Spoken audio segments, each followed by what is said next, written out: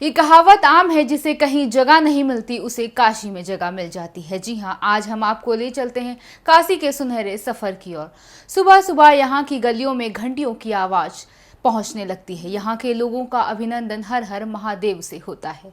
बनारस की घाटों में खूबसूरती का तो कोई सानी ही नहीं है। इस शहर में कई लोग मुक्ति और शुद्धिकरण के लिए आते हैं और गंगा के पवित्र जल में डुबकी लगाने के बाद धन्य महसूस करते हैं। इस शहर का वर्तमान जितना खूबसूरत है, उससे कहीं ज्यादा रहस्यमय अतीत है।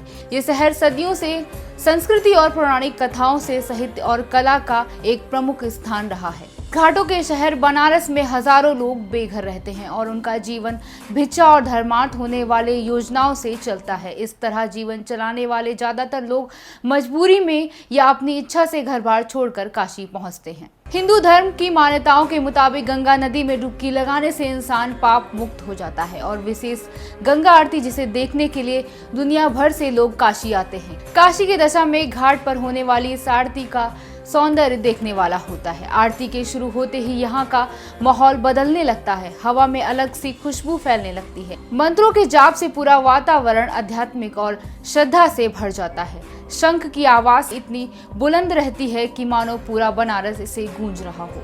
आरती चाहे घाट पर बैठकर देखें या फिर नाव पर बैठकर देखें, आरती के बाद घाटों पर काफी देर तक मेले जैसा माहौल रहता है। इस दौरान खिलौने बेचने वाले लोग या श्रद्धालुओं के मस्तक पर भस्म लगाने वाले बाबा भी दिखाई पड़ते हैं। भस्म लगाने के बाद कुछ बाबा कम से कम 10 रुपए की नोट की उम्मीद रखते हैं। सिक्के देने पर वह नाराज होते हैं और बनारस अंदाज में अप्रिय शब्दों को संबोधित करते हैं। काशी में हनुमान जी का मंदिर आस्था और विश्वास का बड़ा धार्मिक स्थल माना जाता है। संकट मोचन मंदिर के नाम से प्रसिद्ध इस मंदिर का इतिहास करीब 400 साल पुराना है। ये वही मंदिर है जहां पर गोस्वामी तुलसीदास को हनुमान जी ने अपना दर्शन दिया था।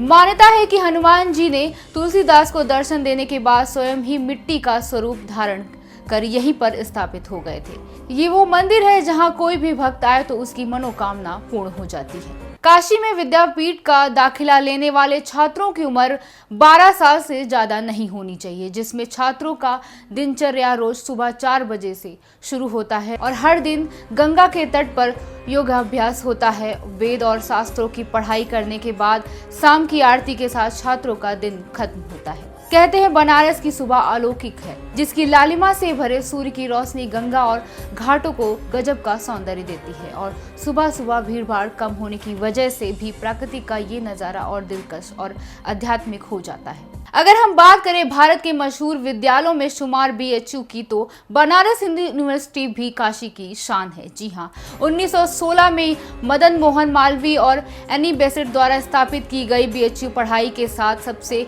बड़ी आवास यूनिवर्सिटी के लिए विख्यात है। इसके लिए कैंपस देखने के लिए लाखों सैलानी पहुंचते हैं। इसमें कोई शक नहीं है कि वाराणसी की संस्कृति में खाने का महत्वपूर्ण योगदान है। खासकर नाश्ते में मिलने वाली गरम कचौड़ी, ताजा पान, मिठाई और लस्सी ठंडाई काफी प्रसिद्ध है। यहाँ अधिकांश स्थानीय व्यंजन आपको बनारस के घाट या फिर घाट के पीछे बनी सकरी गलियों में मिल जाएंगे। यहाँ खाने की कई किस्में के साथ शाकाहारी, भारतीय और चीनी के लेटर, कॉन्टिनेंटल और इटालियन खाना भी मिल जाएगा आपको। घाट पर लकड़ी की आग में सिका हुआ पिज्जा भी आपको देखने को मिल जाएगा। अगर बनारस में आपसे कोई कहे कि मिश्राम्बू पिएंगे तो सावधान हो जाए। मिश्राम्बू भले ही आध्यात्मिक सा नाम लगे, लेकिन ये एक भांग है। ये दूध और बादाम के शेक से मिली हुई भांग होती है। इसके अलावा भांग में चरस, गांजे और लड्डू के रूप में मिलती है। भारत में पान का पत्ता 3 तरह का मिलता है, बनारसी, कलकतिया और मनोबनी।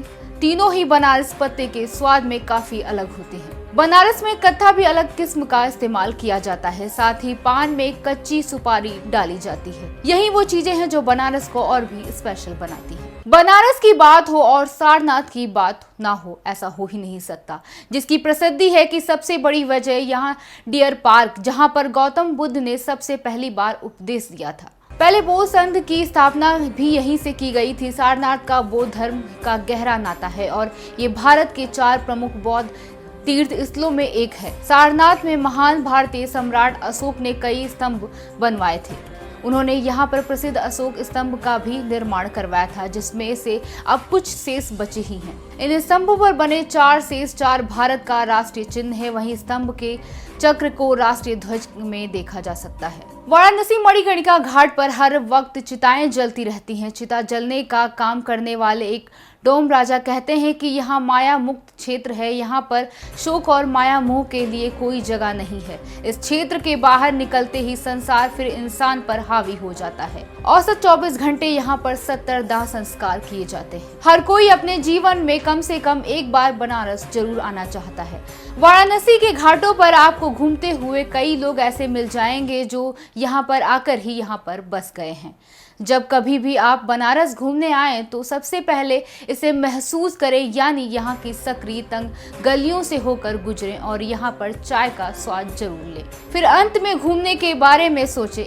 इस शहर में मुक्ति बहुत ज्यादा, जो कभी कभी हमें खाली तो कभी कभी पूरी तरह से मुक्त कर देते हैं। इस जगह पर आकर यहाँ पर घाटों पर बैठना, नाव की सवारी करना और गंगा आरती का दृश्य बहुत रोमांचक करता है। दुनिया में यही वो स्थान है जहाँ बहुत ही संतुलित तरीके से जीवन और मृत्यु के विषय में चिंतन मनन किया जा सकता है। तो आज की स्पेशल स्टोरी में बस इतना ही। बाकी खबरों को देखने के लिए बने रहे यूपी खबर के साथ।